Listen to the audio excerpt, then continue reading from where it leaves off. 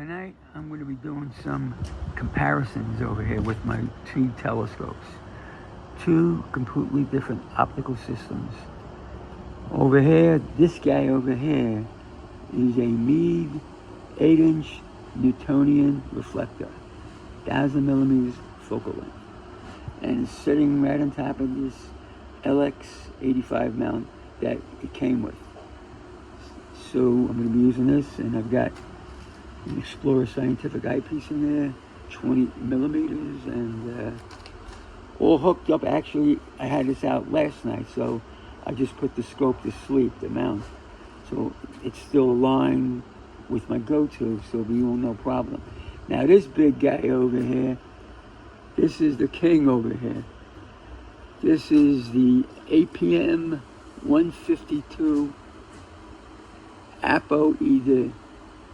This is the one that has the FPL 51 glass with lanthanum as the mating element. Also, there's pieces of fluoride that they put in the mix. That's what they said. And this big boy is sitting on this EQ6R probe. No other mount can hold this size telescope, and the way it is right now, it's like 28 pounds this way, you know? So it's really top heavy. And this back here, it's got a 24 millimeter Explorer scientific eyepiece on here. You notice I have a small 6x30 Orion finder. The reason why I'm having a small finder like this, for one simple reason. If I put on my normal finder, which is on this one right here, this is a Staller, this costs like $200. This is a Stalerville finder, 9x50, beautiful, works great.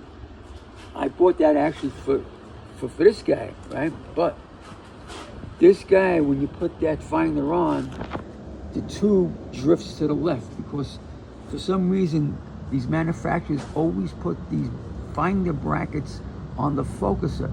They should put it on the tube like over here. So I had to get something light, well, because I'm just going to use the computer, so it doesn't make a difference. So this big guy, you see this big guy here? There's another big guy in my house. I got two more. I got an 80 millimeter refractor, and I have the biggest boy, the biggest guy over there, 10-inch Newtonian. But this big guy thinks he's the toughest guy in the game, you know? That's what he thinks. You know what?